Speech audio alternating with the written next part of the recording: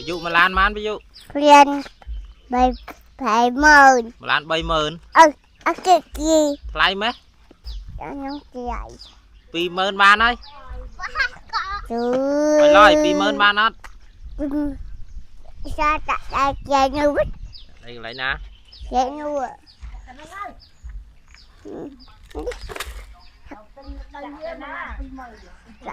cái núi thành ta chặt chạy đi cho mà cái tả nè là cái này là đây này ở bên nhỉ nó lớp tu là mày đại gì à nó đây ôn để ôn gì nó để ôn gì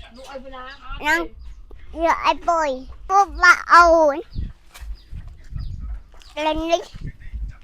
bố bà ôn ôn thường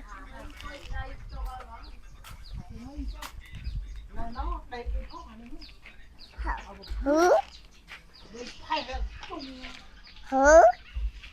này à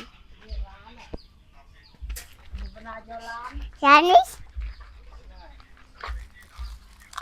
dạ trừ anh lúc đây cái gì ê anh lúc pin man 20,000 này rồi làm không như cái 20,000 rồi làm cái đá rồi chạy na chứ làm nè đó cái gì đồ bè này anh rồi nè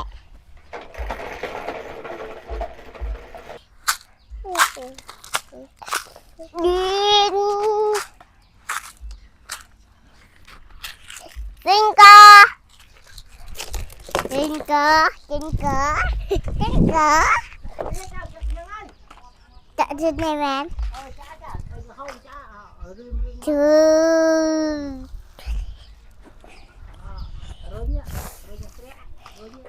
anh bông nguyên ta chết tìa ra bông trong đấy bông nguyên trong đây đã thiệt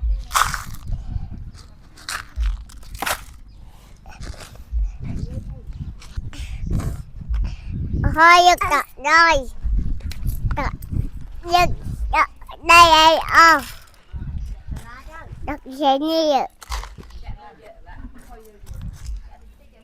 chun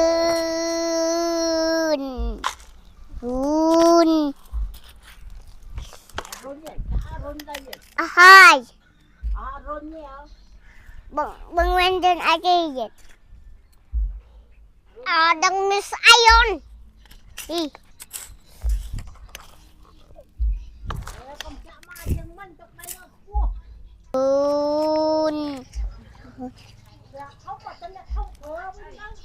ai ai nó đòn ấn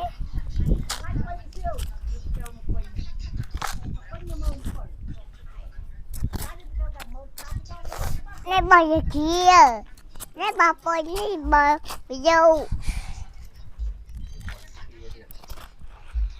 gì nó trời bồi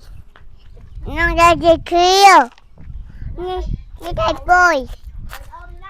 để ôn rồi nè để ôn anh bên kia để ôn nó nuôi Vân Nguyên đã chi dịch Vân Nguyên đã chi dịch